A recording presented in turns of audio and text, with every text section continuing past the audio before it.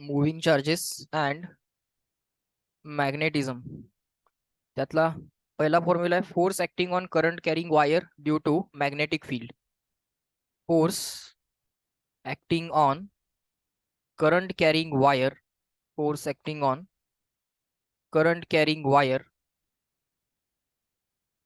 Placed in magnetic field, placed in magnetic field. Magnetic field मध्ये जर current carrying wire ठेवली तर त्याच्या छोट्याशा लेंथ वरती, okay, force acting on small length, okay, तो पहिल्यांदा काढायचा. त्याचा फॉर्म्युला बघा कसा आहे. Force on small length, force on small length, छोट्याशा लेंथ डीएल बार वरचा फोर्स तो असतो DF bar is equal to I in the bracket DL bar cross B bar. तो असतो I in the bracket DL bar cross B bar असा असतो. Okay, आता याची डायरेक्शन कशी काढणार आपण. समजा मॅग्नेटिक फील्ड आहे going into the board. Okay, या रिजन मध्ये मॅग्नेटिक फील्ड आहे, किंवा going into the board नको घ्यायला, मॅग्नेटिक फील्ड आहे गोइंग राईट. ओके, आणि एक हा मोठा कंडक्टर आहे. ओके, या कंडक्टरची छोटीशी length, small length Diehl. Magnetic field uniform असलीच पाहिजे असं काय नाही. कंडक्टरच्या वेगवेगळ्या पॉइंटला मॅग्नेटिक फील्ड वेगवेगळी असू शकते, different in direction, different in magnitude असू शकते, चालेल. हा झाला तुमचा डीएल बार, हा झाला तुमचा बी बार. आता डीएल बार क्रॉस बी बार बघा. एक्सटर्नल मॅग्नेटिक फील्ड मध्ये करंट कॅरिंग कंडक्टर ठेवलाय, त्या कंडक्टरची छोटीशी लेंथ डीएल बार, त्या कंडक्टर मधनं गेलेला करंट आहे I. Okay, current carrying conductor आहे, त्याच्या छोट्याशा लेंथ डीएल बार वरती आलेला फोर्स, त्याची व्हॅल्यू असते डीएफ बार, स्मॉल फोर्स, तो असतो I in the bracket DL bar cross B bar. आता DL bar cross B bar करताना क्रॉस प्रोडक्ट तुम्ही DL bar cross B bar करा, going into the board मिळेल. Okay, आत्ताच्या केसमध्ये DL bar is lying in the plane of the board, B bar is also in the plane of the board. मग तुम्ही जर आता DL bar cross B बार जर केलं, डीएल बार क्रॉस बी बार जर केलं, तर चेक करा डीएल बार क्रॉस बी बार, तुम्ही राईट हँड रूल वापरा, तुम्हाला लक्षात येईल की magnetic field going, sorry, force जो यायला लागलाय तो going into the board यायला लागलाय. ओके, मग राहिला प्रश्न मॅग्निट्यूडचा. मॅग्निट्यूड ऑफ द फोर्स कसं काढणार. F is equal to I DL bar cross B बारचा मॅग्निट्यूड येणार आहे DL into B into sine theta, DL into B into sine theta. Okay, हा झाला force acting on the small length DL, DL एवढ्या length वरती act होणारा छोटासा force. Okay, मग राहिला प्रश्न कंप्लीट कंडक्टर वरती आलेला फोर्स जर काढायचा असेल तर काय. So force on complete conductor, force on complete conductor, force on complete conductor, कंडक्टरवरच्या प्रत्येक डीएल वरचा जो काय फोर्स आला ते सगळे डीएफ तुम्हाला वेक्टर सम करावे लागतील ना. डायरेक्टली स्केलरला तुम्ही इंटिग्रेट करू शकत नाही, कारण याच्या डायरेक्शनचा विचार करावा लागणार आहे. फोर्स वेक्टर असतो, असा डायरेक्टली इंटिग्रेट करता येत नाही अनलेस तुम्हाला माहित आहे की सगळे डीएफ सेम डायरेक्शन मध्ये आहेत. सगळे डीएफ जर सेम डायरेक्शन मध्ये असते तर ते ऍड होतात, पण प्रत्येक वेळी असं होईल असं नाही. So to be safe, total force acting on the current carrying conductor हा इंटिग्रेशन ऑफ डीएफ बार असा लिहिला जातो. So integration of I in the bracket DL bar cross B bar असा लिहावा लागेल. ओके, आता हा झाला जनरलाइज्ड फॉर्म्युला. आता याच्या स्पेशल केसेस असतात. ओके, ह्याच्या स्पेशल केसमध्ये पहिली स्पेशल केस आहे की मॅग्नेटिक फील्ड जर युनिफॉर्म असेल तर, म्हणजे यातल्या कंडक्टरवरच्या प्रत्येक पॉइंटला मॅग्नेटिक फील्डचा मॅग्निट्यूड आणि डायरेक्शन जर सेम असेल तर काय. ओके, याची स्पेशल केस आता आपण बघतोय. पुढच्या स्लाइड वरती मी आता याच्या स्पेशल केसेस लिहितोय. स्पेशल केसेस काय काय असू शकतात बघा.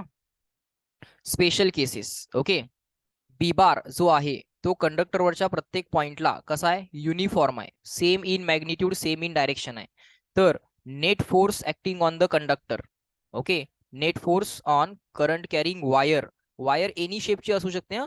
Net force acting on current carrying wire, net force acting on current carrying wire of any shape, literally of any shape. आपल्याला शेप मॅटर करत नाही, स्ट्रेट लाईन आहे, लूप नाही आहे, कुठलाही करंट कॅरिंग कंडक्टर कुठल्याही शेपचा चालेल.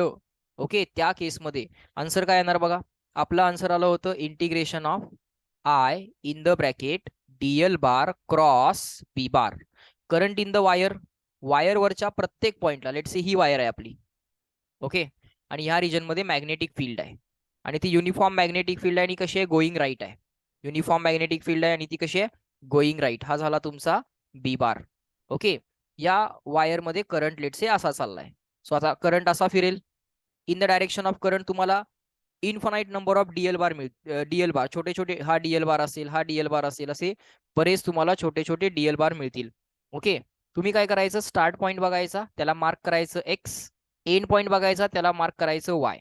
आता युनिफॉर्म मॅग्नेटिक फील्ड दिली आहे, त्यामुळे मॅग्नेटिक फील्ड इंटिग्रेशनच्या बाहेर घेता येते. मॅग्नेटिक फील्ड इंटिग्रेशनच्या बाहेर घेता येते, पण क्रॉस प्रॉडक्ट मध्ये सिक्वेन्स मॅटर करतो. आणि वायर मधल्या प्रत्येक पॉइंट मधला करंट, वायर मधल्या प्रत्येक डीएल साठी करंट काय आहे, सेम असणारच आहे. वायर मध्ये असं नसते ना, इथला करंट वेगळा, इथला करंट वेगळा, असं नसतंय. कंप्लीट वायर मध्ये सेम करंट असतो. So I can be taken out of the integration. So integration of DL bar cross B bar असा झाला. So integration of DL bar as it is, even हा जो काय बी बार आहे तो सुद्धा वायरवरच्या प्रत्येक पॉइंटला काय आहे, सेम आहे, कारण मॅग्नेटिक फील्ड गिवन रिजन मध्ये युनिफॉर्म आहे. सो तो क्रॉस बी बार जो आहे तो सुद्धा इंटिग्रेशनच्या बाहेर निघतो. So I integration of DL bar, integration of Diehl नाही आहे, ते लेंथची ऍडिशन नाही आहे, छोट्या छोट्या लेंथ वेक्टरची ऍडिशन आहे, डीएल बारची ऍडिशन आहे.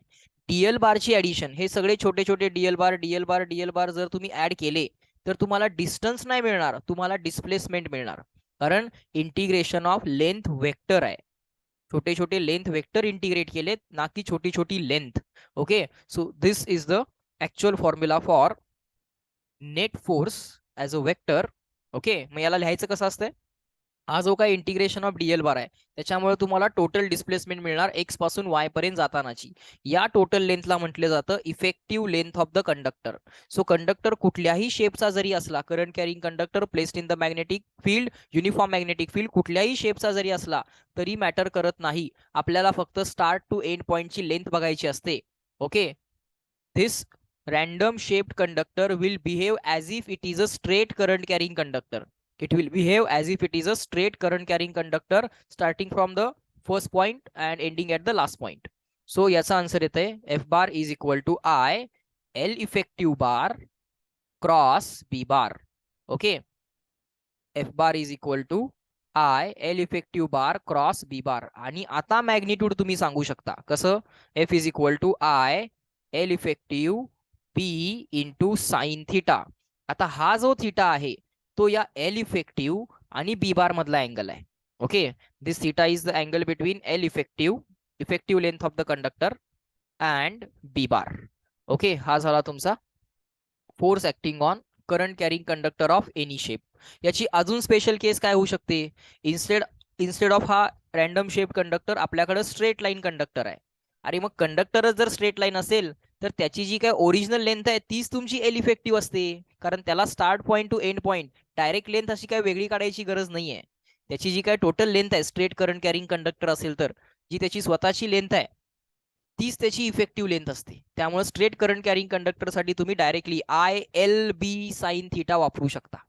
ओके, आणि जर असा एनी शेपचा कंडक्टर असेल तर स्टार्ट पॉइंट पासून एंड पॉइंट पर्यंत एल इफेक्टिव्ह काढायचं, I L effective cross B bar, हा त्याचा ऍक्च्युअल फॉर्म्युला आहे. आणि क्रॉस प्रॉडक्टचा मॅग्निट्यूड तुमचा आहे I L B sine theta, where L is L effective. Okay, स्ट्रेटची केस पण मी तुम्हाला सांगितली. अजून एक स्पेशल केस असते, युनिफॉर्म मॅग्नेटिक फील्ड मध्ये करंट कॅरिंग वायर नाही, करंट कॅरिंग लूप ठेवला. बघा, बी युनिफॉर्म आहे आणि करंट कॅरिंग लूप ठेवला.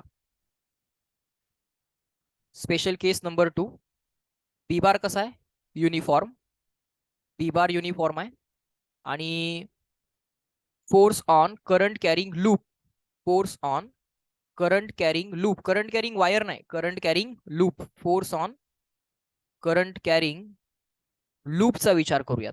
मग लूप मध्ये लूपचा शेप बघायचा नाही, लूपचा शेप बघायचा नाही, हा लूप युनिफॉर्म मॅग्नेटिक फील्ड मध्ये ठेवलेला आहे. आता मला सांगा, कुठल्याही वायरसाठी, वायरच्या कुठल्याही शेपसाठी जर करंट कॅरिंग वायर जर आपण मॅग्नेटिक फील्ड मध्ये ठेवली तर त्याच्यावरती आलेला फोर्स किती होता, तो नेट फोर्स होता F bar is equal to I into L effective bar cross B bar, I L effective bar cross B bar. पण हा जो एल इफेक्टिव्ह असतो तो लूप साठी 0 असतो का? कारण लूपचा स्टार्ट पॉइंट आणि एंड पॉइंट सेम असतो. वायर साठी काय करता येतं, एक separate start point separate end point मिळतो, पण लूप साठी start point end point same असतो. म्हणून एल इफेक्टिव्ह फॉर लूप लक्षात ठेवा. युनिफॉर्म मॅग्नेटिक फील्ड मध्ये लूप ठेवला तर, नॉन युनिफॉर्म मध्ये नव्हे, युनिफॉर्म मध्ये. बी मस्ट बी युनिफॉर्म, तरच तो बी इंटिग्रेशनच्या बाहेर येईल ना. हा बी जो इंटिग्रेशनच्या बाहेर घेतलाय, तो का घेतलाय? ऍक्च्युअल फॉर्म्युला इथं संपलेला आहे. ओके, ऍक्च्युअल फॉर्म्युला इथं संपलेला आहे, किंवा या दोन स्टेपला ऍक्च्युअल फॉर्म्युला संपलेला आहे, पण बी युनिफॉर्म असल्यामुळे इंटिग्रेशनच्या बाहेर घेतलाय. सो युनिफॉर्म मॅग्नेटिक फील्ड मध्ये जर करंट कॅरिंग वायर न ठेवता करंट कॅरिंग लूप ठेवला, तर लूप साठी लक्षात ठेवा, फॉर लूप इफेक्टिव्ह लेंथचा जो काय वेक्टर येणार तो किती येणार? 0. हा 0 झाल्यामुळं net force acting on the loop, net force acting on the current loop, net force acting on the current loop placed in uniform magnetic field किती असतो? 0 असतो. ओके, बी कंपल्सरी कसा पाहिजे? युनिफॉर्म पाहिजे, तरच. नॉन युनिफॉर्म फील्ड मध्ये loop वरती force येतो, पण युनिफॉर्म फील्ड जर असेल तर लूप वरचा नेट फोर्स ऑलवेज लक्षात ठेवा 0 येतो. क्लिअर? आता याच्या पुढच्या केसेस आपण बघूयात. याच्या पुढची केस आहे लूपची झाली, त्यानंतर डेफिनेशन ऑफ 1 एम्पियर केली आहे. त्याच्या आधी त्यांनी force between too long parallel wires. Okay, आता आपण काढूया force of attraction between the too long parallel wires. Okay, attraction किंवा रिपल्शन. समजा ही पहिली वायर आहे, ही दुसरी वायर आहे. या पहिल्या वायर मधला करंट I1 आहे. बघा, मी आता डेरिवेशन करणार नाही आहे, डायरेक्टली फॉर्म्युला देणार आहे.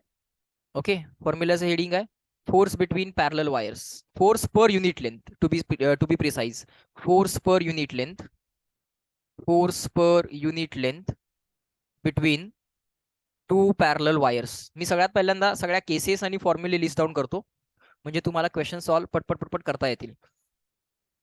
Okay, force per unit length between too long parallel wires, force per unit length between two long parallel wires. Okay, so पहिली वायर आहे त्यात करंट I1 आहे, दुसरी वायर आहे त्यात करंट I2 आहे. जी इन्फॉर्मेशन मी डायग्राम मध्ये दाखवली आहे त्यासाठी सेपरेटली डेटा मी असं लिहिणार नाही आहे की R is the perpendicular distance between the parallel wires, असं मी लिहित बसणार नाही आहे. आपल्याला डायग्राम मध्ये लक्षात येत आहे. आता हे दोन्ही जे काय करंट्स आहेत हे लाईक करंट्स आहेत. हे जे काय दोन्ही करंट्स आहेत हे कसे आहेत? लाईक करंट्स आहेत. लाईक म्हणजे काय? Both R going up. I1 पण वरती चाललाय, I2 पण वरती चाललाय. So both of these are like currents. Okay, always लक्षात ठेवा, like currents attract each other. Like currents attract each other म्हणजे this is going to be the force acting on second wire because of the first wire, and this is going to be equal and opposite force acting on first wire due to second wire. Okay, कधी कधी तुम्हाला second wire वरचा force विचारतील, पण काढता first wire वरचा येत असेल, फर्स्ट वरचा काढा, कारण दोघही ऍक्शन रिॲक्शन पेयर असणार आहेत. दोघही काय असणार आहेत? ऍक्शन रिॲक्शन पेयर असणार आहेत. एकावरचा काढला तरी चालतो. नोट काय काय लक्षात ठेवायला सांगितली मी पहिल्यांदा? Like currents attract each other, like charges repel each other, पण like currents attract each other, like currents attract each other. Okay, like currents attract each other. ह्या दोन वायर्स मधला force of attraction, directly force नाही निघत. Okay, पुस्तकामध्ये जे derivation आहे ते फोर्स पर युनिट लेंथ साठीच आहे. ओके, दुसरी नोट नक्कीच काय असेल मग? Unlike currents repel each other, unlike currents repel each other.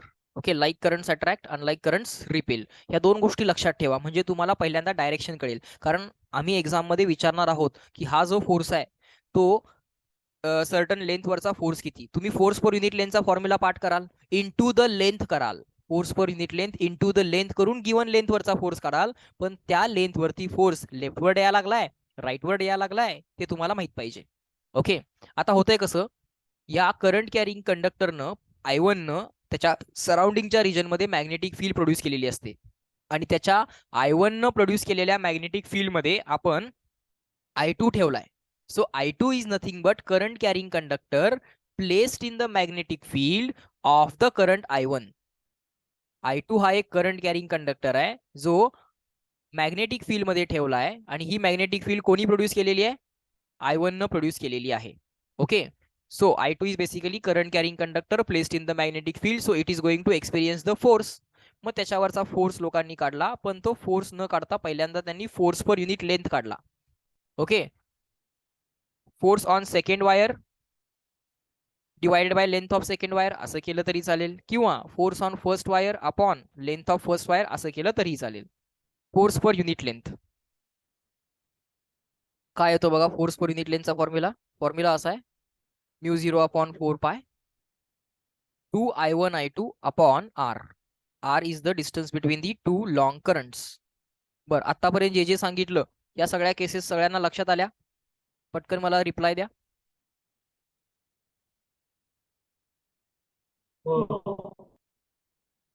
Okay,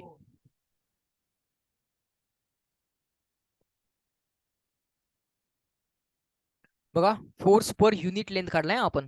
याचं युनिट नक्कीच काय असणार आहे, न्यूटन पर मीटर. याचं युनिट असणार आहे आपल्याला, हा चॅट बॉक्स मध्ये टाईप केलं तरी चालेल, काय अडचण नाही. येस नो टाईप करत चला.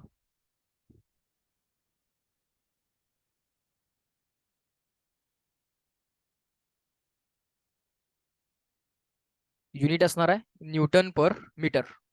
ओके, युनिट असणार आहे याचं newton per metre. Force acting on current carrying, force between the two current carrying parallel wires, force per unit length.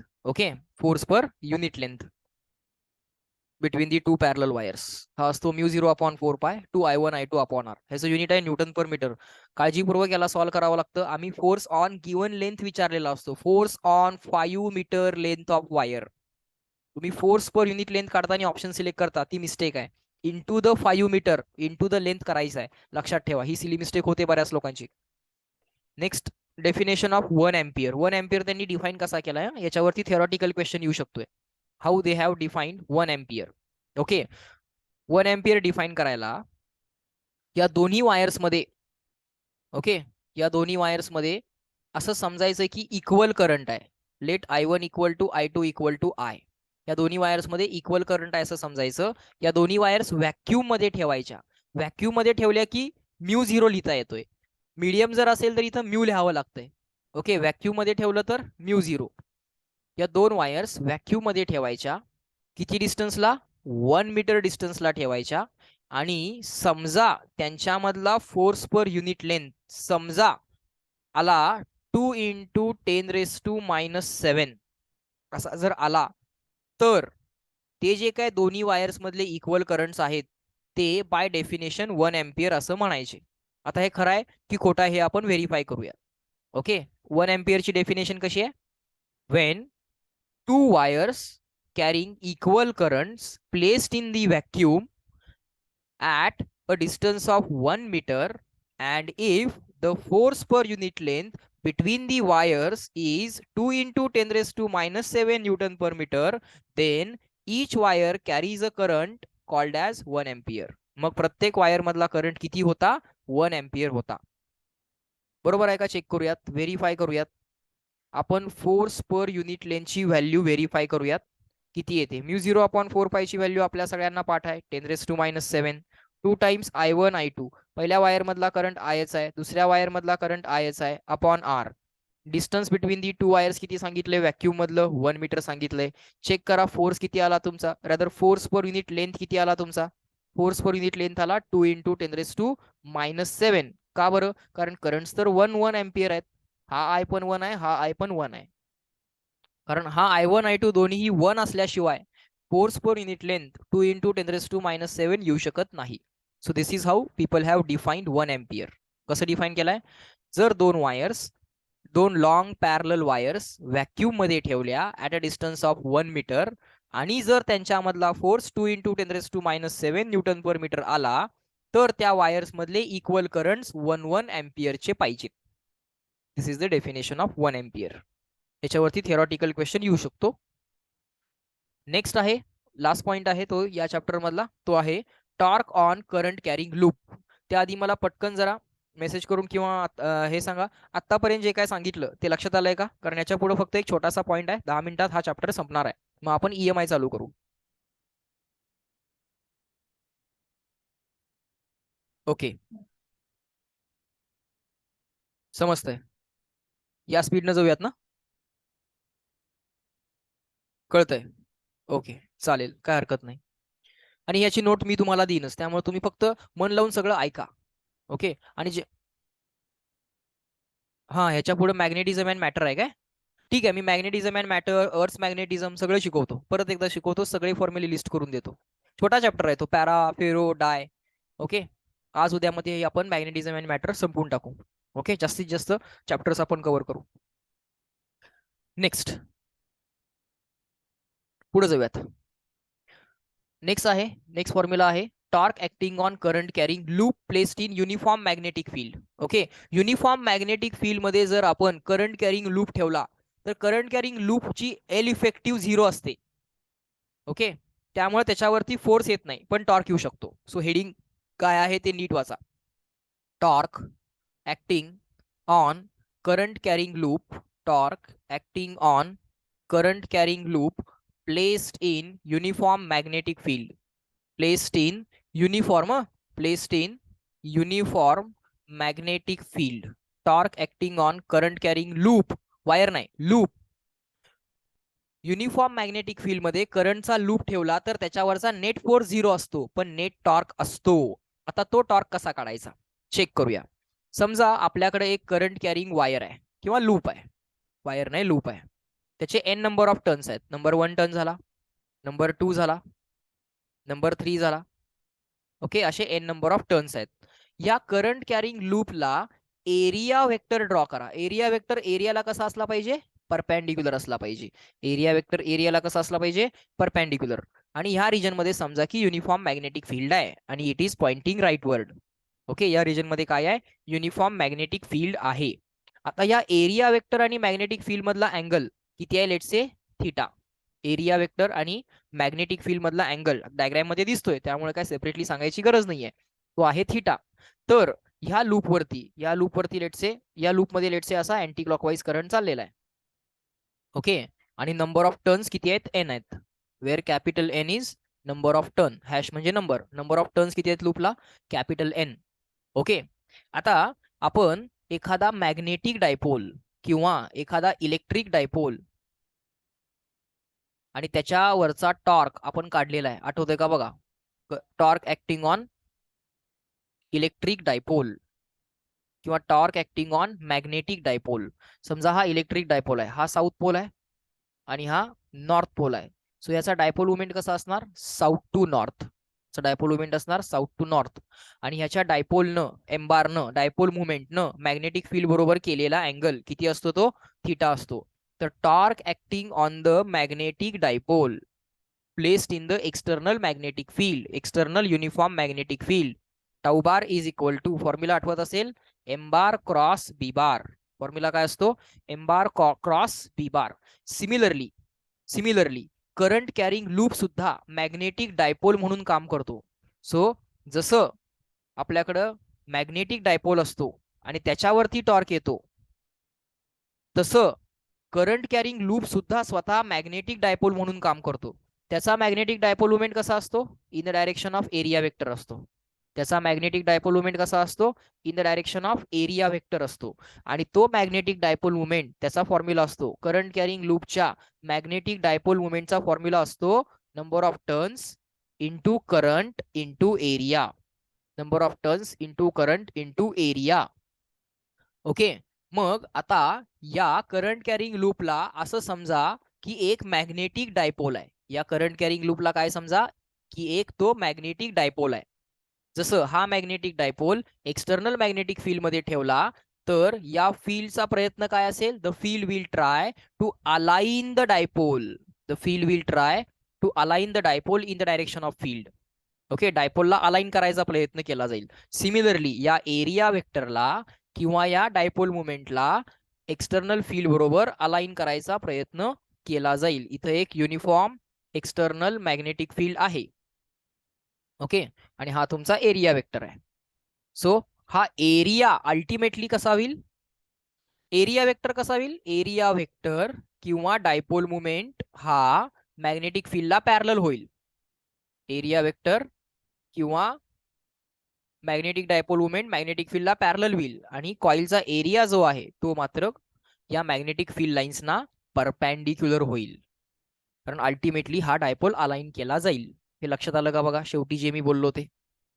जसं हा डायपोल मॅग्नेटिक फील्ड बरोबर अलाइन केला जाईल, ह्याला रोटेट केलं जाईल क्लॉकवाईज, तसं याला पण रोटेट केलं जाईल आणि याचा एरिया वेक्टर मॅग्नेटिक फील्ड बरोबर अलाइन केला जाईल आणि मगच ते टॉर्क ऍक्ट व्हायचा बंद होईल. ओके, सो आता आपण करंट कॅरिंग लूप वरचा टॉर्क काढूया. एनॉलॉजी आपल्याला लक्षात आली, फॉर्म्युला कुठला वापरायचा आहे तोही लक्षात आला.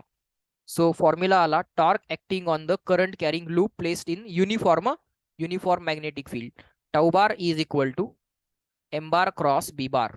कारण करंट कॅरिंग लूप पण डायपोलच असतो, फक्त त्याचा डायपोल मुवमेंट कसा द्यायचा असतो, number of turns into current into area.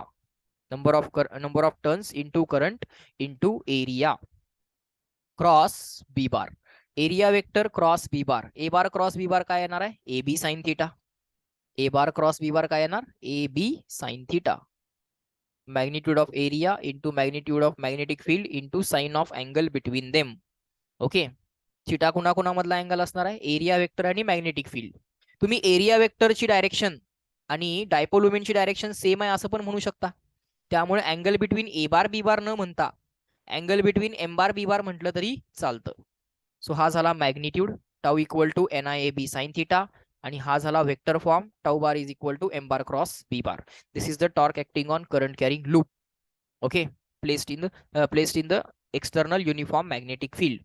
तर हा टॉर्क मॅक्सिमम केव्हा असेल, tau is equal to max. Okay, for tau max, maximum torque साठी हा साइन थिटा मॅक्सिमम व्हायला पाहिजे. तो असतो +1 किंवा -1. तो काय असतो, for tau equal to tau max sine theta should be equal to +or-1. -1 हा स्मॉल व्हॅल्यू घ्या, -1 म्हणजे मिनिमम व्हॅल्यू म्हणायची नाही. -1 आणि +1 हे टॉर्क्स जे आहेत ते दोन्हीही मॅक्सिमम आहेत. -NIAB आणि +NIAB दोन्ही टॉर्क मॅक्सिममच आहेत. का, कारण व्हेक्टर मधला प्लस आणि मायनस मॅग्निट्यूड दाखवत नाही, वेक्टर मधला प्लस आणि मायनस डायरेक्शन दाखवतो, आणि डायरेक्शन कधीही कम्पेअर करता येत नाहीत, त्यामुळे प्लस मायनस कम्पेअर होणार नाहीयेत. कम्पेअर फक्त हा पार्ट होणार आहे. तो जेव्हा साइन थिटा मॅक्सिमम होईल प्लस मध्ये किंवा मायनस मध्ये, तेव्हा टॉर्क मॅक्सिमम असेल. म्हणजे थिटा मॅक्सिमम व्हायला पाहिजे, म्हणजे अँगल बिटवीन एरिया वेक्टर आणि मॅग्नेटिक फील्ड किती यायला पाहिजे, 90 किंवा 270 यायला पाहिजे. एरिया वेक्टर मॅग्नेटिक फील्ड बरोबर परपेंडिक्युलर पाहिजे. एरिया वेक्टर, नीट लक्षात ठेवा, हे विचारतात at which position the torque acting on the coil will be maximum. Area vector should be perpendicular to magnetic field, that is area plane of the coil. Plane of the coil म्हणजेच area, plane of coil, that is plane of coil should become parallel to B bar. Okay, आणि minimum torque केव्हा असतील ते विचारतील. मग काय, minimum torque साठी sine theta तुम्ही 0 टाका, 0 साठी 0 येईल. एरिया वेक्टर आणि मॅग्नेटिक फील्ड मधला अँगल 0 येईल.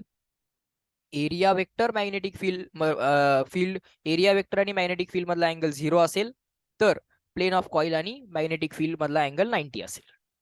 बघा, मॅक्सिमम टॉर्क आणि मिनिमम टॉर्कचे पॉइंट्स कळाले का. परत एकदा लास्ट टाइम सांगतोय, मॅक्सिमम टॉर्क जर काढायचा असेल तर साइन थिटा +1 -1 दोन्ही चालेल. थिटा इक्वल टू 90 किंवा 270 कुठलाही चालेल. थिटा जो आहे तो अँगल बिटवीन एरिया वेक्टर आणि मॅग्नेटिक फील्ड आहे, तो 90 व्हायला पाहिजे, तेव्हा टॉर्क मॅक्सिमम मिळेल. एरिया वेक्टर मॅग्नेटिक फील्डला परपेंडिक्युलर आहे, म्हणजे प्लेन ऑफ एरिया किंवा प्लेन ऑफ कॉइल जे आहे ते मॅग्नेटिक फील्डला पॅरलल आहे. हे झालं मॅक्सिमम टॉर्क विषयी. आणि मिनिमम टॉर्क विषयी जर बोलायचं असेल तर मिनिमम टॉर्क 0 असतो, त्यासाठी थिटा इक्वल टू 0 किंवा 180 लागेल, तेव्हा एरिया वेक्टर मॅग्नेटिक फील्डला पॅरलल असतो आणि plane of the coil magnetic फील्डला परपेंडिक्युलर असतं. क्लिअर आहे हा लास्ट पॉइंट. ह्याच्यानंतर राहतोय मुव्हिंग कॉइल गॅल्व्हॅनोमीटर. हा लास्ट पॉइंट क्लिअर आहे का बघा. मुव्हिंग कॉइल गॅल्व्हॅनोमीटर पण पुढच्या 5 मिनिटात मी तुम्हाला सांगतो.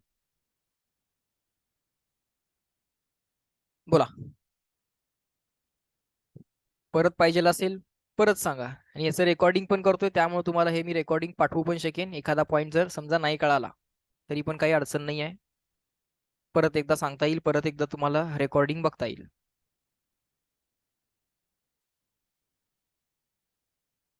ओके, फॉर्म्युले लक्षात ठेवा, आता डेरिवेशन्स करत बसायची काही गरज नाहीये.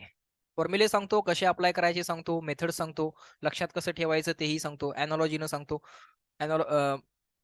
डायपोल बरोबर अॅनॉलॉजी वगैरे जर आहे असेल तर त्याही अॅनॉलॉजी आपण लक्षात ठेवता येतं. नेक्स्ट आहे moving coil galvanometer, MCG. Moving coil galvanometer. Moving coil galvanometer मध्ये या लोकांनी काय केलेलं आहे, असे कॉन्केव पोल पीसेस घेतलेले आहेत. पोल पीसेस कसे घेतलेले आहेत, कॉन्केव पोल पीसेस घेतलेले आहेत. 3 डायमेन्शन्स मध्ये विचार करायचा प्रयत्न करा. हा एक पहिला कॉन्केव पोल पीस आहे. ओके, तसाच हा एक दुसरा कॉन्केव पोल पीस आहे. तसाच हा एक दुसरा कॉन्केव पोल पीस आहे. आणि या दोन कॉन्केव पोल पीसेस मध्ये या लोकांनी काय केलेलं आहे, एक असा सिलेंडर ठेवलेला आहे आणि या सिलेंडर वरती एक कॉईल त्यांनी वाउंड केली आहे. अशी एक कॉईल त्यांनी वाउंड केलेली आहे. ओके, आता या दोन पोल पीसेस मध्ये जी काय मॅग्नेटिक फील्ड असणार, समजा हा नॉर्थ पोल आहे आणि हा काय आहे साऊथ पोल, तर ती मॅग्नेटिक फील्ड असणार आहे south to north, south to north, south to north. आता ही जी मॅग्नेटिक फील्ड आहे ही काय युनिफॉर्म मॅग्नेटिक फील्ड नाही आहे, ही नॉन युनिफॉर्म मॅग्नेटिक फील्ड आहे. अशा टाईपच्या मॅग्नेटिक फील्डला जी एकाच पॉइंटला येते आणि नंतर परत डायव्हर्ट होते, अशा टाईपच्या मॅग्नेटिक फील्डला म्हटलं जातं रॅडियल मॅग्नेटिक फील्ड. काय म्हटलं जातं, रॅडियल मॅग्नेटिक फील्ड. ओके, त्याच्या बरोबर सेंटरला जी काय मॅग्नेटिक फील्ड आहे त्याची व्हॅल्यू लेट्स से बी आहे. ओके, डिफरंट पॉइंटला डिफरंट असू शकणार आहे ती, पण सेंटरला जी आहे, जी कॉईल वरती ऍक्ट होणार आहे ती लेट्स से बी आहे.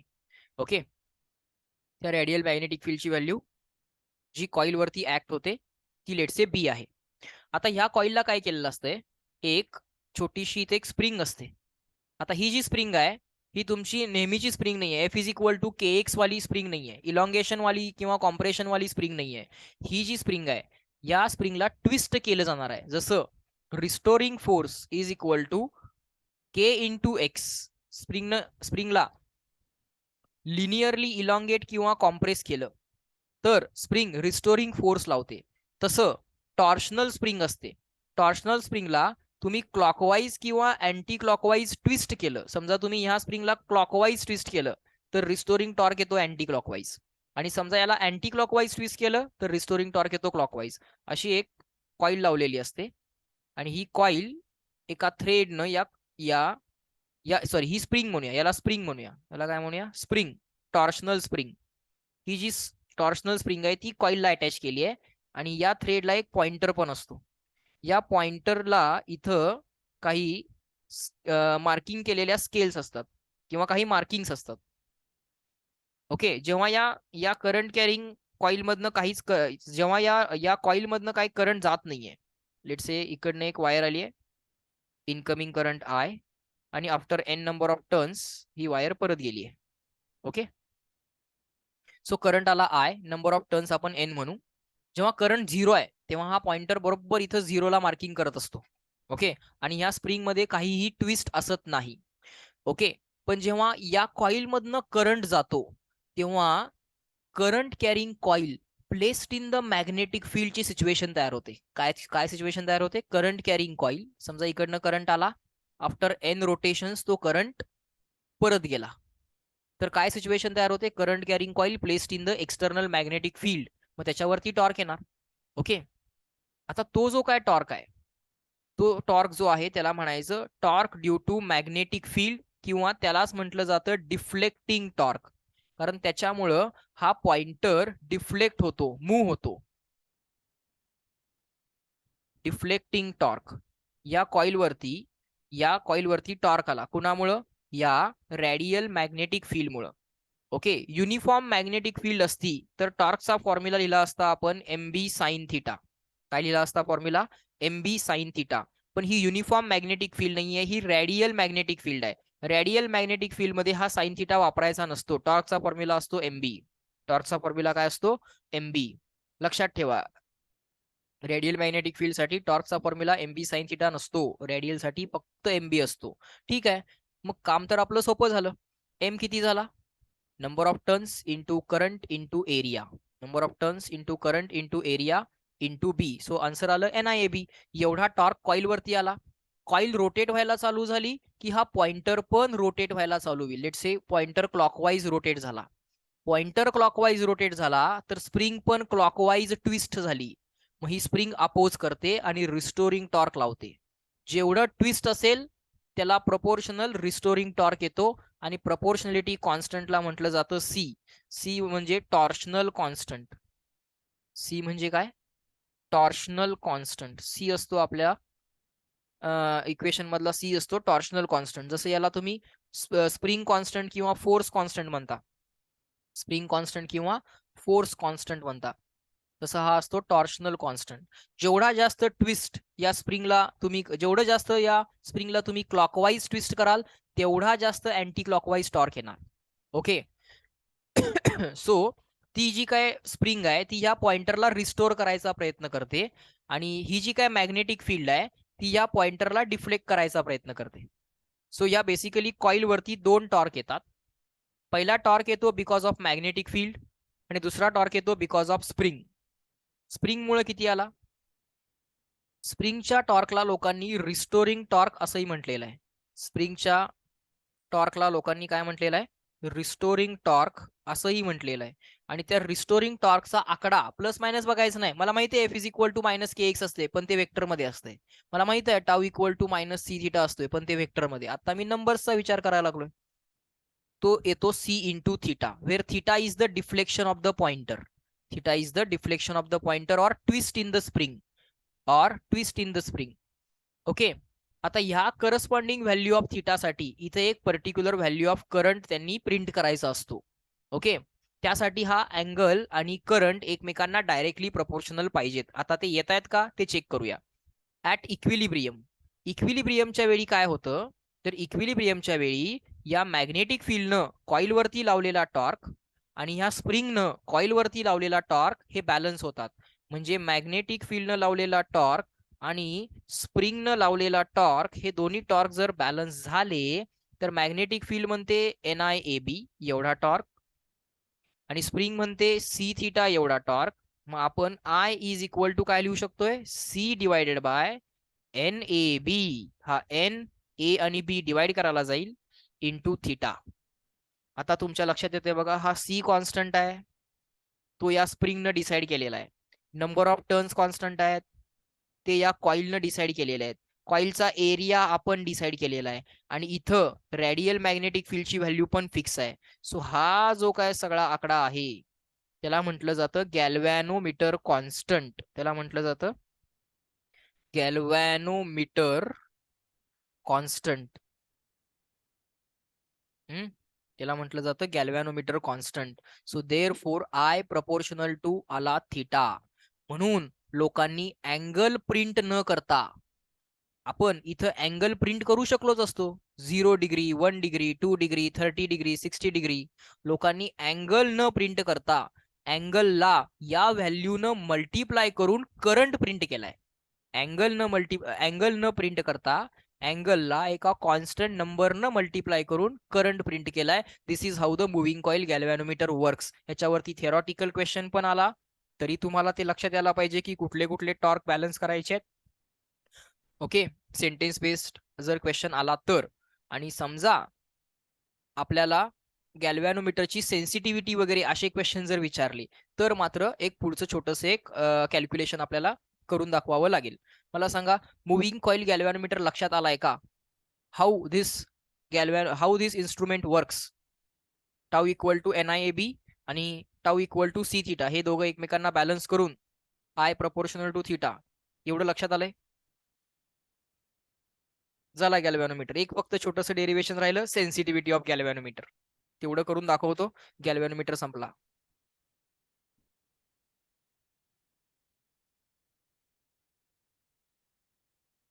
गुड.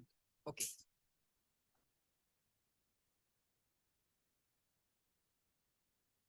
हा, चला पुढे जाऊयात.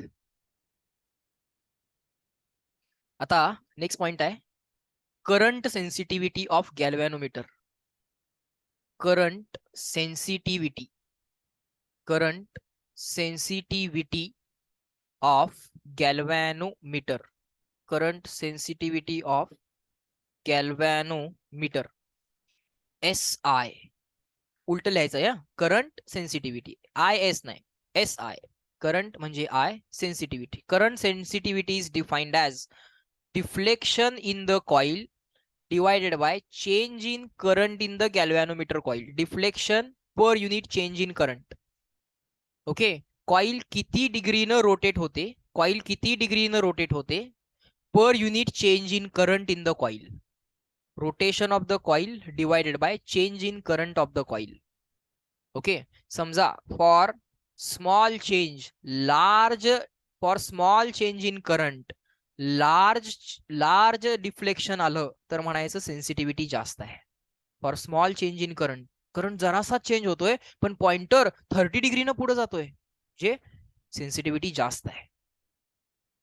ओके, आणि समजा एक दुसरा गॅल्व्हॅनोमीटर आहे, for same change in current त्याचा पॉइंटर फक्त 10 डिग्रीनंच मूव्ह होतोय. मग ज्याचं deflection per unit change in current जास्त आहे त्याची करंट सेन्सिटिव्हिटी जास्त आहे असं म्हणायचं.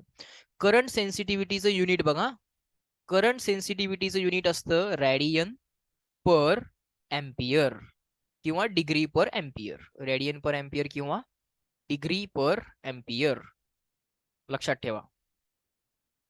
आता करंट सेन्सिटिव्हिटी आली D theta bye D I, पण गॅल्व्हॅनोमीटर साठी ॲट इक्विलिब्रियम, बट फॉर गॅल्व्हॅनोमीटर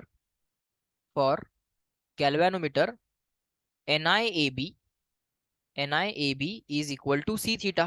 आपल्याला theta as a function of I पाहिजे तरच डेरिव्हेटिव्ह घेता येईल. मग इक्वेशन अरेंज करा, theta is equal to NIAB मधला NAB सेपरेट काढा कारण तो कॉन्स्टंट आहे. हा सी डिवाइड करायला पाठवा, इंटू हा सी डिवाइड करायला पाठवा आणि इंटू हा आय. ओके, हा झाला theta as a function of I. Taking derivative on both the side, D by D I of theta. ही कॉन्स्टंट लोक डेरिव्हेटिव्हच्या बाहेर आलं NAB. आय ची derivative with respect to I 1. Small I capital आहे, आता सगळं सेमच. स्मॉल आय कॅपिटल आहे, आता सगळं सेमच आहे.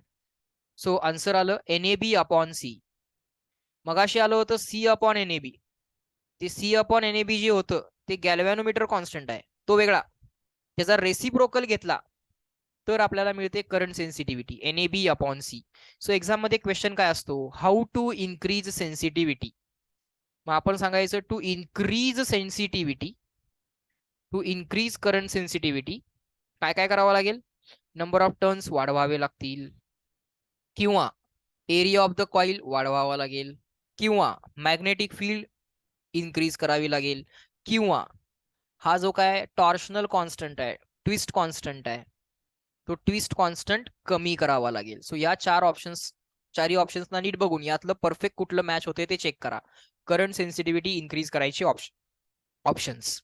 आता सिमिलरली करंट सेन्सिटिव्हिटी शिकलोय म्हणून एक एक्स्ट्रा पॉइंट शिकूयात, व्होल्टेज सेन्सिटिव्हिटी. लगेच काय शिकूयात आपण, व्होल्टेज सेन्सिटिव्हिटी. व्होल्टेज सेन्सिटिव्हिटी शिकूयात. व्होल्टेज सेन्सिटिव्हिटी म्हणजे SV, deflection per unit change in voltage across the coil.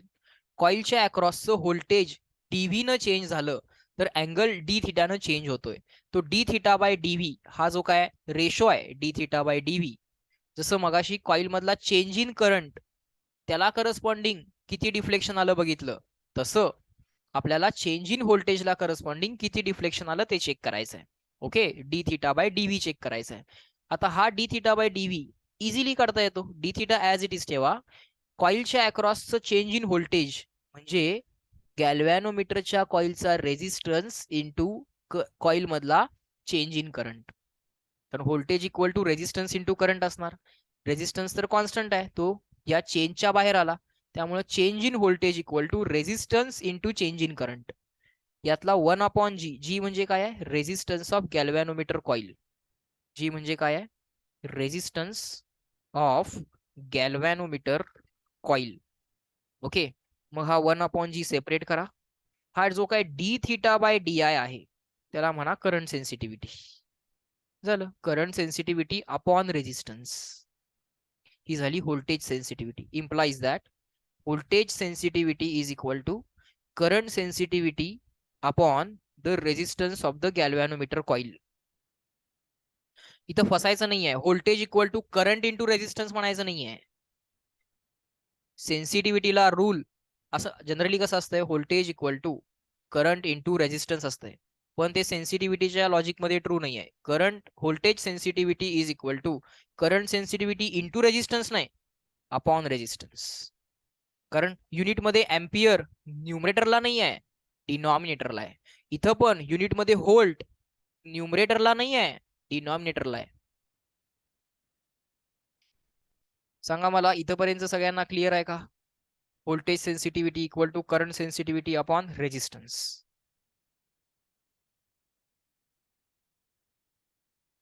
Clear?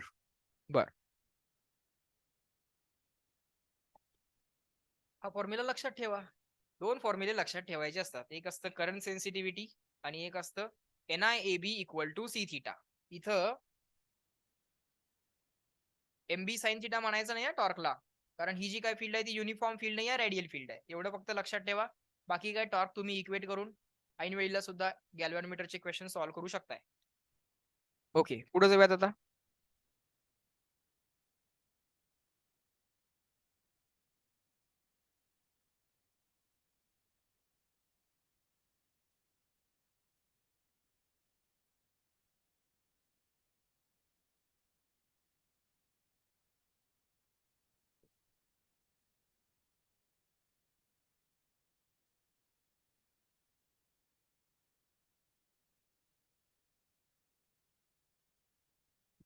Okay, next chapter करूया आपण आता.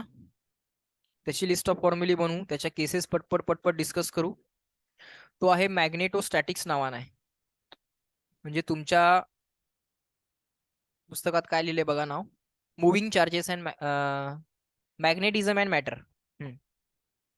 नेक्स्ट चॅप्टर बघूया आपण, मॅग्नेटोस्टॅटिक्स किंवा magnetism and matter. Magnetism and matter. Okay, पहिली कॉन्सेप्ट आहे मॅग्नेटिक फील्ड, मॅग्नेटिक फ्लक्स आणि मॅग्नेटिक फ्लक्स डेन्सिटी. ओके, पहिली कॉन्सेप्ट आहे मॅग्नेटिक फ्लक्स. जसं इलेक्ट्रिक फ्लक्स असतात तसे magnetic flux at magnetic flux through small area ds. पहिल्यांदा काढूया magnetic flux through small area ds. छोट्याशा एरिया ds मधून जाणारे छोटेसे magnetic flux d∅ is equal to formula असतो b bar dot ds bar. ओके, इलेक्ट्रिक फ्लक्सचा फॉर्म्युला असतो E bar dot ds bar. तसा मॅग्नेटिक फ्लक्सचा फॉर्म्युला आहे B bar dot ds bar. Given पॉइंटला जर आपण मॅग्नेटिक फील्डची डायरेक्शन बघितली आणि त्या गिवन पॉइंटला एक छोटासा एरिया वेक्टर घेतला, तर त्या छोट्याशा एरियाला क्रॉस करून जाणारे मॅग्नेटिक फ्लक्स, या छोट्याशा एरियाला क्रॉस करून जाणारे मॅग्नेटिक फ्लक्स किती आहेत, त्यासाठी काय करावं लागेल, फॉर्म्युला यूज करावा लागेल B बार डॉट ds बार. B बार म्हणजे मॅग्नेटिक फील्ड, ds बार म्हणजे त्या छोट्याशा एरियाचा एरिया वेक्टर, आणि थिटा जो असेल तो angle between B bar and ds बार.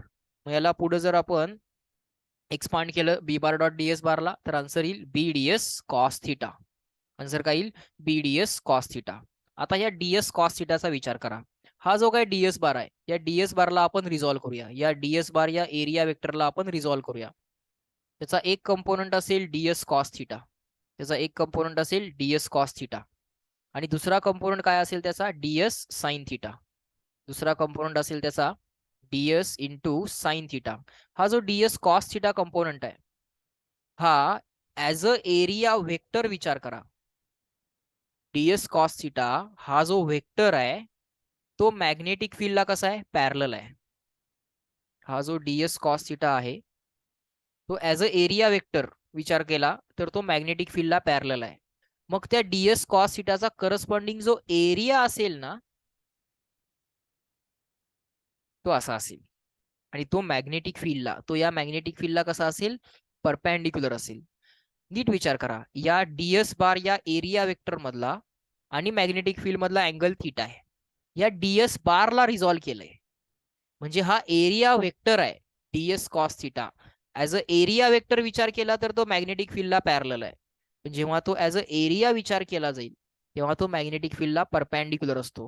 म्हणून लोकांनी आणखीन एक फॉर्म्युला लिहिलाय, मॅग्नेटिक फील्ड इंटू मॅग्नेटिक फील्डला असणारा perpendicular area. Magnetic field into magnetic फील्डला असणारा परपॅन्डिक्युलर एरिया. कारण ds cos थिटाचा जर विचार केला तर त्याचा जो एरिया वेक्टर आहे तो मॅग्नेटिक फील्डला पॅरलल आहे. म्हणजे करस्पॉन्डिंग एरियासाठी जर विचार केला तर एरिया तो मॅग्नेटिक फील्डला परपॅन्डिक्युलर आहे. सो हे झाले magnetic flux passing through small area ds where the magnetic field is B. मग magnetic field at given point define करता येते. काय डिफाईन करता येते बघा, magnetic field at given point. Magnetic field at given point define करता येते. ती कशी डिफाईन करता येईल, B is equal to magnetic flux per unit area. Per unit area नाही, पर unit perpendicular area. Magnetic flux per unit perpendicular area. This is very similar to electric field at given point is electric flux. फक्त इथं electric लिहावं लागेल आणि इथं magnetic flux असं लिहावं लागेल. Electric flux per unit perpendicular area. Magnetic field magnetic flux per unit area असते, electric field electric flux per unit area असते. Unit of magnetic field is equal to unit of magnetic flux upon unit of area. Unit of magnetic flux असतात weber. Unit of magnetic field tesla आहे, माहित आहे आपल्याला, directly युनिट्सच लिहूयात आपण. Unit of magnetic field आहे tesla. Unit of magnetic flux आहे weber. Unit of area metre square. So लक्षात ठेवा tesla weber per metre square असतो. किंवा आपल्याला माहित आहे टेस्ला जसं electric field at a given point is force acting per unit charge, तसं magnetic field at a given point is force acting per unit pole. चार्जची अनॉलॉजी पोल असतो. जसं चार्ज पॉझिटिव्ह निगेटिव्ह असतो तसं पोल साऊथ आणि north असतो. Positive pole म्हणजे north pole, जसं पॉझिटिव्ह चार्ज तसं नॉर्थ पोल, जसं निगेटिव्ह चार्ज तसं साऊथ पोल. सो जसं इथं फोर्स पर युनिट चार्ज म्हणतात तसं इथं फोर्स पर युनिट पोल म्हटलं जातं. सो इलेक्ट्रिक फील्डचं युनिट तुम्ही फोर्स अपॉन चार्जच्या युनिटनुसार काढू शकता. कसं, न्यूटन पर कुलोम. तसं मॅग्नेटिक फील्डचं युनिट तुम्ही काढू शकता. कसं, न्यूटन अपॉन एम्पियर मीटर. कसं काढू शकता, न्यूटन अपॉन एम्पियर मीटर असं तुम्ही युनिट त्याचं काढू शकता. मग झाला मॅग्नेटिक फील्डचं आणखीन एक युनिट तुम्हाला मिळालं, न्यूटन अपॉन एम्पियर मीटर. आता हे सगळं आपण का करायला लागलोय, हे सगळं आपण यासाठी करायला लागलोय की मॅग्नेटिक फ्लक्स युनिट सगळ्या लोकांना सांगता येते वेबर, पण त्यांना डायमेन्शन्स काढता येत नाहीयेत. आपलं काम आहे आता मॅग्नेटिक फ्लक्स ही जी काय क्वांटिटी आपण शिकलो त्याचे आपल्याला डायमेन्शन्स काढायचे आहेत. सो आपण इथं आलो, युनिट ऑफ मॅग्नेटिक फ्लक्स ते किती आलं, वेबर. ते किती आलं, वेबर. वेबर म्हणजेच tesla into metre square. Tesla into metre square. पण टेस्ला काय असतो, टेस्ला असतो newton upon ampere metre. Newton upon ampere मीटरलाच लोकांनी काय म्हटलेलं आहे, टेस्ला. सो टेस्लाला रिप्लेस केलं न्यूटन अपॉन एम्पियर मीटर. कारण युनिट डायमेन्शनचा question generally magnetism, electricity, electromagnetic induction यात ज्या काय फिजिकल क्वांटिटीज आहेत त्यातनं येणार आहे.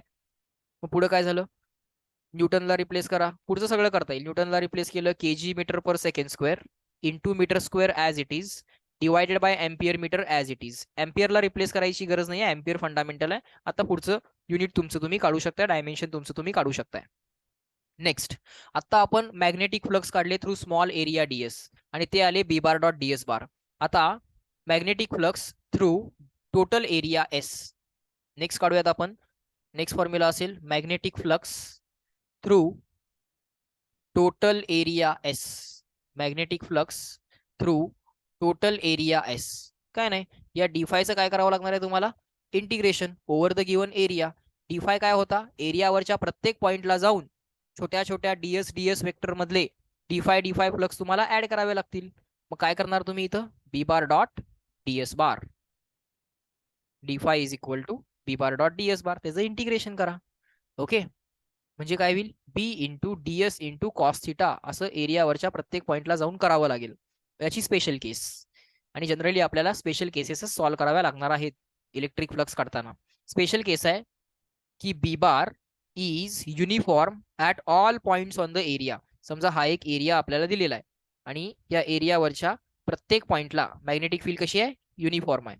सो प्रत्येक ठिकाणी तुम्हाला बी बार डॉट डीएस बार बी बार डॉट डीएस बार करावं लागणार आहे, पण ते इंटिग्रेट करत असताना बी बार इंटिग्रेशनच्या बाहेर तुम्ही घेऊ शकता, कारण B bar is uniform. If B bar is uniform over given area, if b bar is uniform over given area, then what you can do is b bar हा इंटिग्रेशनच्या बाहेर घ्या, b bar dot integration of s bar. Net area vector जो काय येईल तो directly b bar dot s bar म्हणू शकता, आणि नेट एरिया बरोबर डायरेक्टली डॉट प्रोडक्ट घेतला तरीही चालतो. जसं तुम्ही work done by variable force असेल तर एफ बार डॉट डीएस बारचं इंटिग्रेशन करायचं, हा integration of F bar dot DS bar work done by variable force. पण work done by constant force असेल तर फोर्स डेरिव्हेटिव्हच्या बाहेर घ्यायचा आणि directly F bar dot S bar करायचा. तसंच इलेक्ट्रिक फ्लक्स किंवा मॅग्नेटिक फ्लक्स कॅल्क्युलेट करताना मॅग्नेटिक फील्ड जर युनिफॉर्म असेल, मॅग्नेटिक फील्ड जर नॉन युनिफॉर्म असेल ओव्हर द गिवन एरिया, तर integration of B bar dot DS bar, आणि युनिफॉर्म असेल तर बी बार डॉट एस बार किंवा बी एस कॉस थिटा डायरेक्टली. ही झाली स्पेशल केस. ओके, नेक्स्ट क्वांटिटी आहे magnetising field. Next physical quantity त्यांनी नेक्स्ट फॉर्म्युला जो तयार करणार आहे. आता आपण मॅग्नेटिक फील्ड बघितली, पीचं नाव काय होतं, मॅग्नेटिक फील्ड किंवा magnetic flux density. Magnetic flux upon area आहे ना. समजा चार्ज पर युनिट एरिया असतं तर आपण त्याला चार्ज डेन्सिटी म्हटलं असतं ना. चार्ज पर युनिट एरियाला चार्ज डेन्सिटी म्हणतो, तसं फ्लक्स पर युनिट एरियाला फ्लक्स डेन्सिटी म्हटलं जातं. सो मॅग्नेटिक फ्लक्स डेन्सिटी म्हणजेच मॅग्नेटिक फील्ड म्हणजेच मॅग्नेटिक इंडक्शन. बघा बी ची नावं काय काय आहेत इथं लिहितो मी.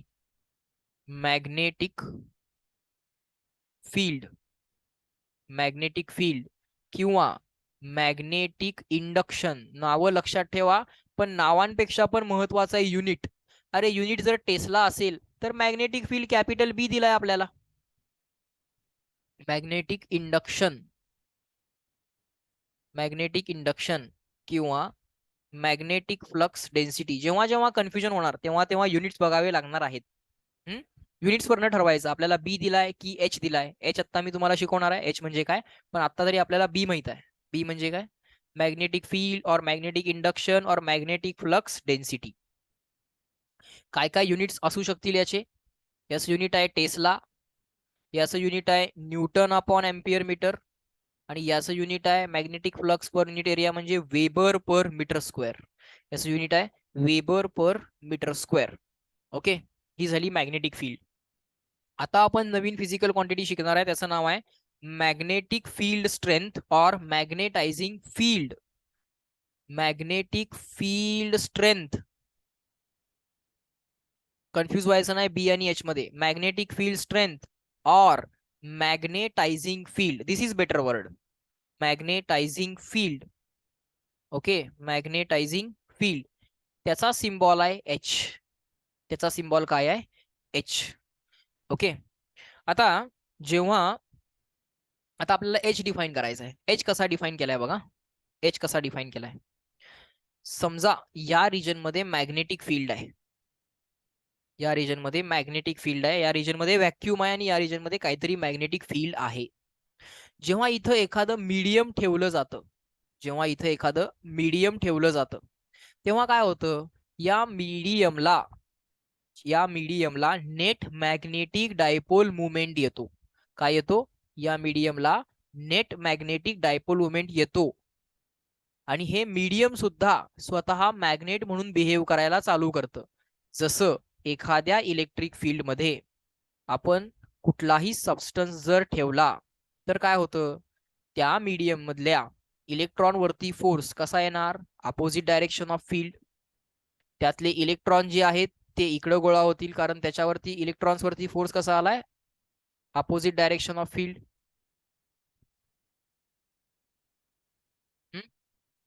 आणि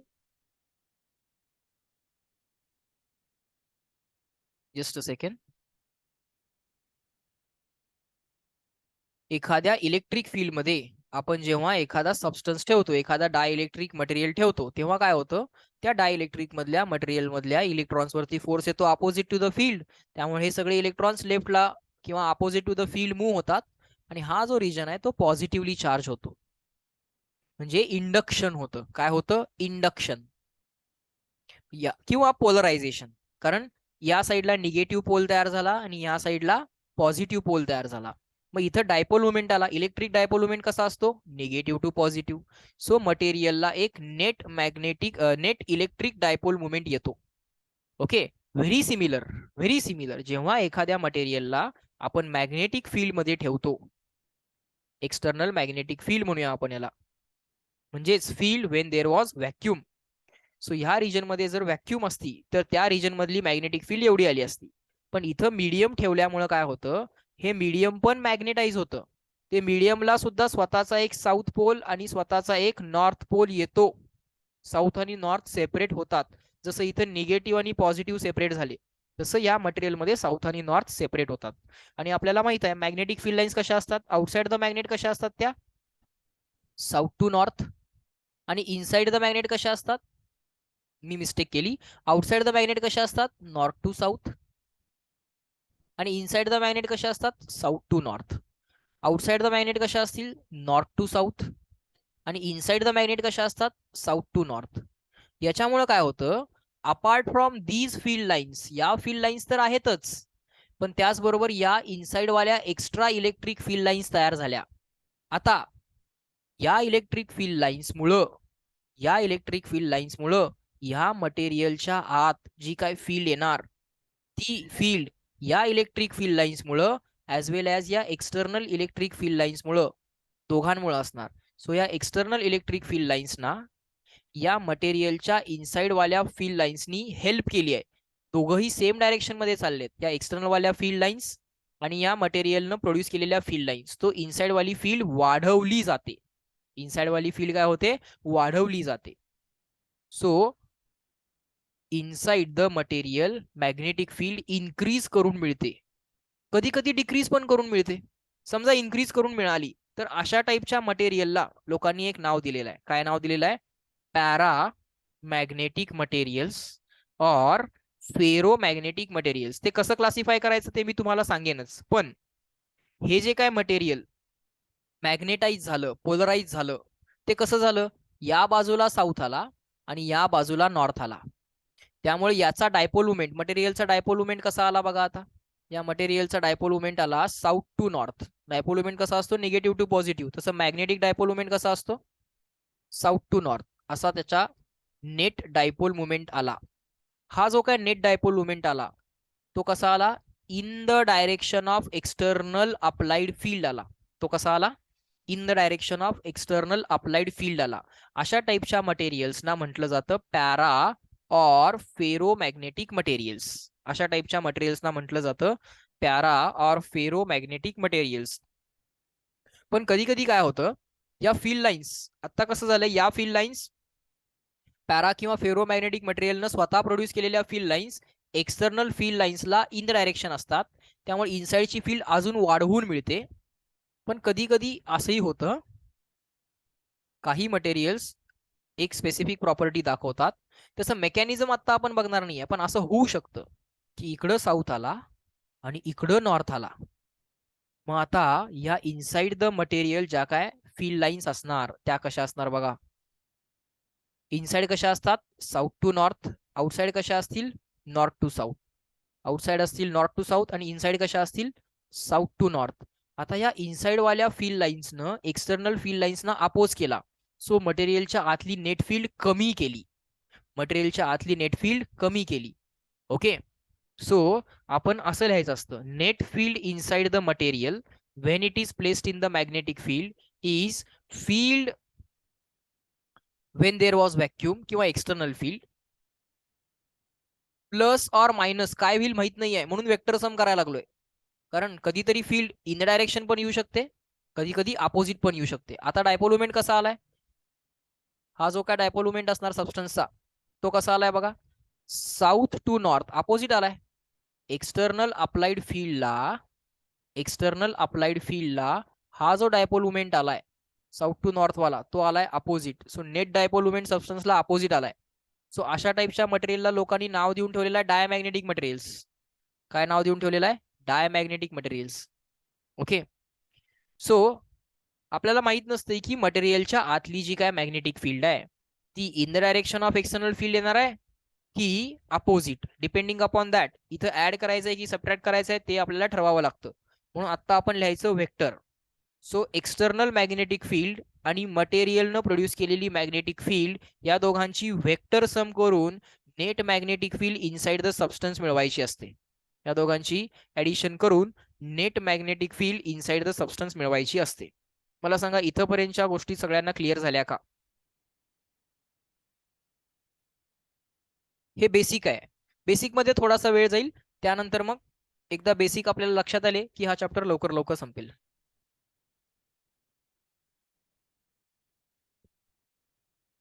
ओके.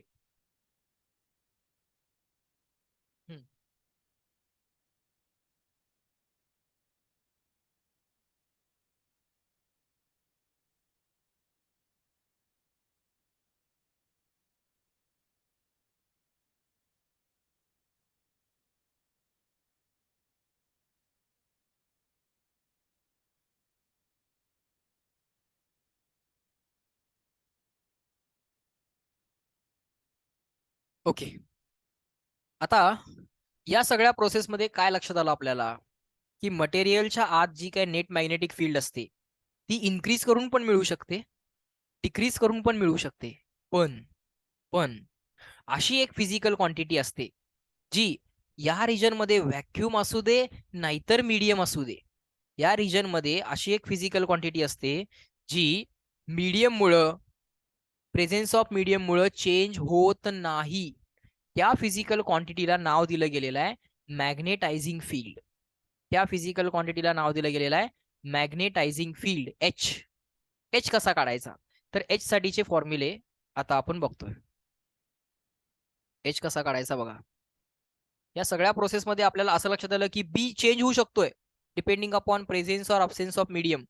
पण समजा इथं मॅग्नेटिक फील्ड बी न लिहिता इथं मी काय लिहिलं, एच लिहिलं, तर हा एकदा एच फिक्स झाला की झाला, दॅट्स इट. इथं मीडियम ठेवा नाही तर नाही ठेवा, इथला एच फिक्स आहे. म्हणजे काय, तर होतं असं एच इज इक्वल टू, समजा इथं या रिजन मध्ये व्हॅक्यूम असेल तर एच कसा काढायचा, B0/μ0 करायचं. आणि समजा या रिजन मध्ये मीडियम आलं तर बी चेंज होईल, B0 चेंज होईल, बी बनेल, μ0 चेंज होईल, म्यू बनेल, पण B/μ चा रेशो सेम राहील. या रिजन मध्ये मीडियम आलं तरी आन्सर एचच आहे, B/μ चा आन्सर एचच आहे.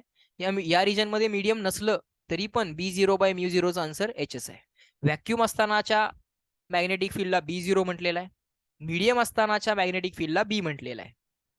मला सांगा मॅग्नेटायझिंग फील्ड ही कॉन्सेप्ट लक्षात आली का? अशी फिजिकल क्वांटिटी जी प्रेझेन्स ऑफ मीडियम वरती डिपेंडंट असत नाही, ती एकदा फिक्स केली की दॅट्स इट. एवढंच आहे.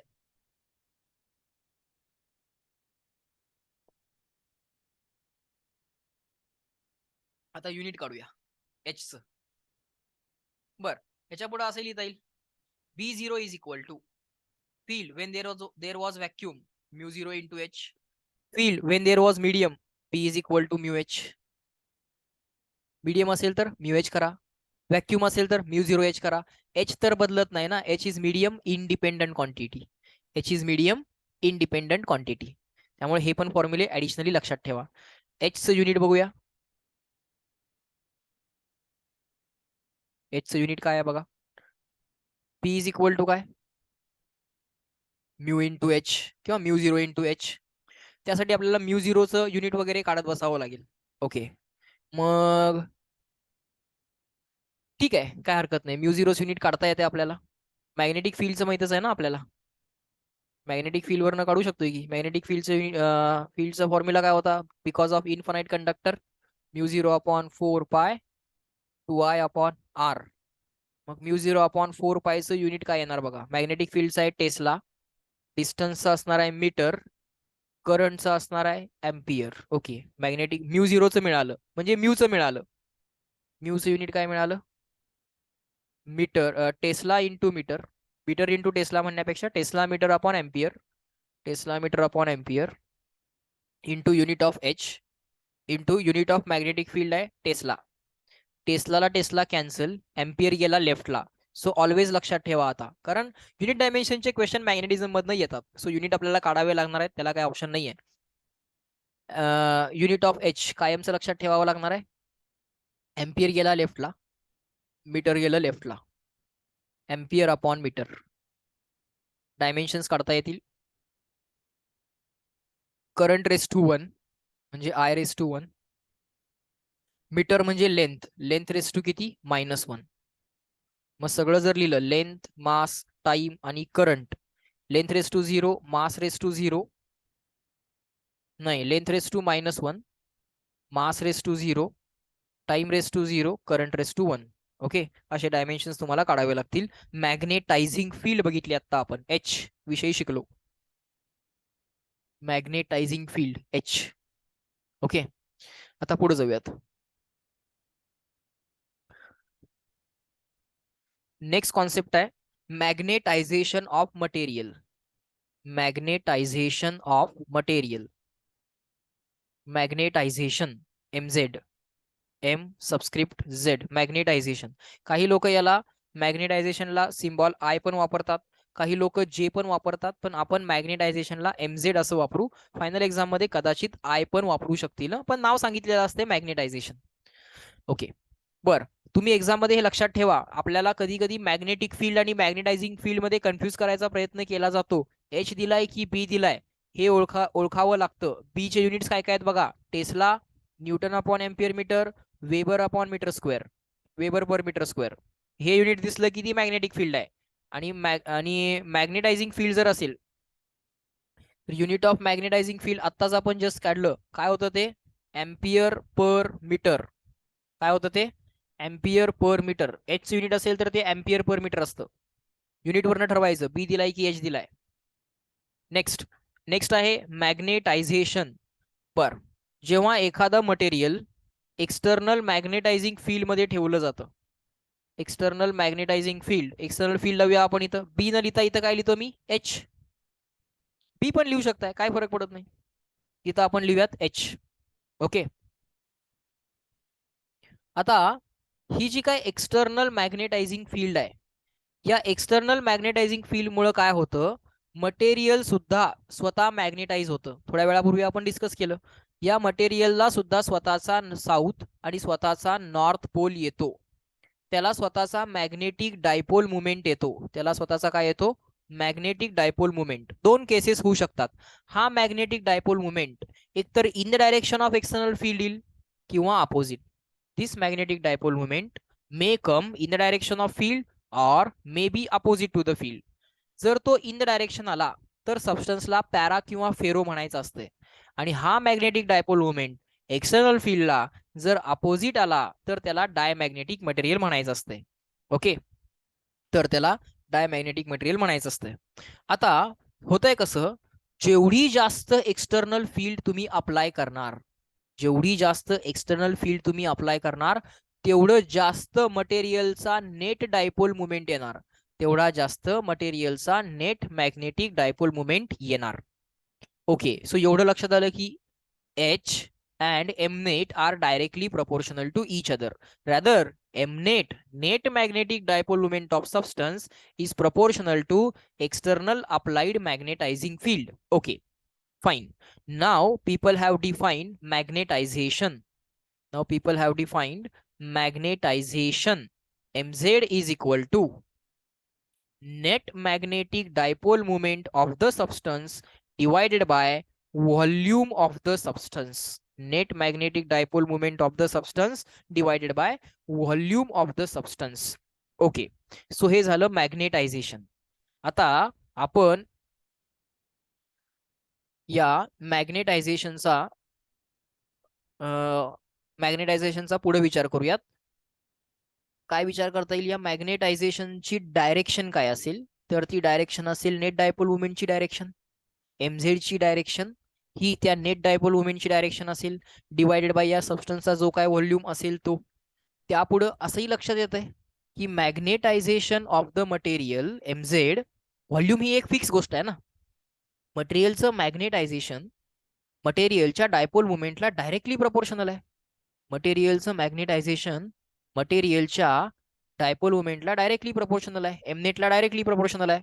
अरे पण मटेरियलचा मॅग्नेटिक डायपोल मुवमेंट हा एक्सटर्नल फील्डला डायरेक्टली प्रपोर्शनल आहे. M net is proportional to H, थोड्या वेळापूर्वीच बोललो होतो. आणि हा फॉर्म्युला म्हणतोय की MZ is proportional to M net. पुढं हे तर लॉजिकल आहे की M net is proportional to H, A proportional to B, B proportional to C असं झालं. So ultimately MZ proportional to H आपल्याला म्हणता येईल. Magnetization of the material is directly proportional to H. आणि इथं या लोकांनी इंट्रोड्यूस केली एक physical quantity as a proportionality constant, जी मीडियम वरती डिपेंडंट असते आणि त्याला नाव दिलं गेलं मॅग्नेटिक ससेप्टिबिलिटी. सिम्बॉल दिसताना एक सारखा दिसतोय पण त्या सिम्बॉलचं नाव काय आहे, ची, CHI. सिम्बॉलचं नाव आहे ची. ओके, मॅग्नेटिक ससेप्टिबिलिटी नाव काय त्याचं फिजिकल क्वांटिटीचं, मॅग्नेटिक ससेप्टिबिलिटी. मॅग्नेटिक ससेप्टिबिलिटी त्या फिजिकल क्वांटिटीचं नाव आहे मॅग्नेटिक ससेप्टिबिलिटी. ओके, ही एक युनिटलेस फिजिकल क्वांटिटी असते. ही एक युनिटलेस फिजिकल क्वांटिटी असते. आता का बरं युनिटलेस चेक करूया. युनिट ऑफ मॅग्नेटायझेशन जर आपण चेक केलं, युनिट ऑफ मॅग्नेटायझेशन जर आपण चेक केलं तर नेट डायपोल मुवमेंटचं युनिट, डायपोल मुवमेंटचं युनिट असतं एम्पियर मीटर स्क्वेअर.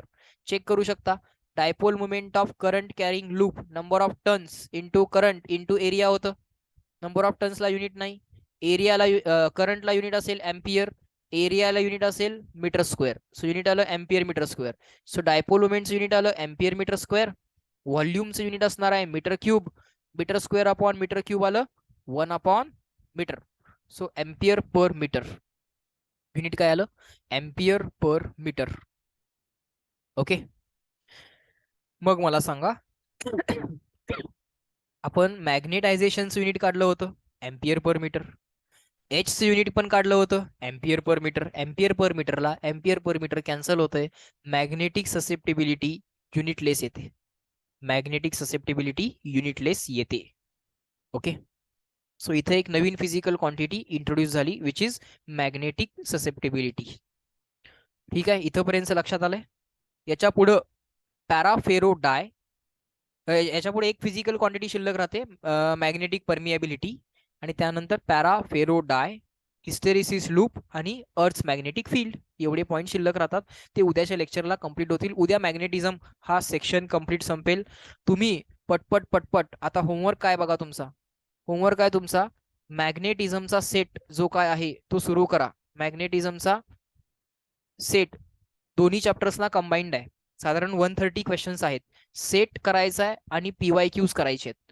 एक एक चॅप्टर जो रिवाइज होत जातोय त्याचा सेट आणि PYQ पुन्हा एकदा करा. हीच रिव्हिजन आहे आपली. ओके, उद्या मॅग्नेटिझम मी संपवून देतो, परवा EMI आपला चालू व्हायला पाहिजे. ओके, आज उद्या तुम्हाला वेळ आहे. आता पण अभ्यास करायचा असेल अजून पण जागून अभ्यास करा, सकाळी उठून अभ्यास करा, दिवस रात्र अभ्यास करा. उद्या मॅग्नेटिझम संपवून देतो. मॅग्नेटिक इफेक्ट ऑफ करंट आपलं शिकवून झालंय, त्याची सगळी गणितं संपवा. ओके, त्याची सगळी गणितं संपवा. ठीक आहे, चालेल, थांबूया आज आपण इथं. सगळ्यांना लक्षात आलंय आजचं शिकवलेलं? पटपट पटपट फॉर्म्युले असे रिवाइज करून दिले तर चालतील? करूयात ना आपण असं? ओके, करूयात. गुड. फॉर्म्युले पटपट पटपट रिवाइज करून देतो, लिहून देतो. केसेस सगळ्या क्लब करून एका ठिकाणी देतो. पटपट पटपट सगळ्या केसेस डिस्कस करूयात. एखाद्या फॉर्म्युल्याचे किती व्हेरिएशन्स होऊ शकतात ते सुद्धा सगळं सांगतो. तुम्ही पटपट पटपट गणितं सोडवा. क्वेश्चन्स मध्ये जे काय डाऊट्स येतात ते क्वेश्चन सुद्धा ग्रुपवरती टाकत राहा. एखाद्या मधल्या सेशनला आपण डाऊट्स पण सॉल्व्ह करू.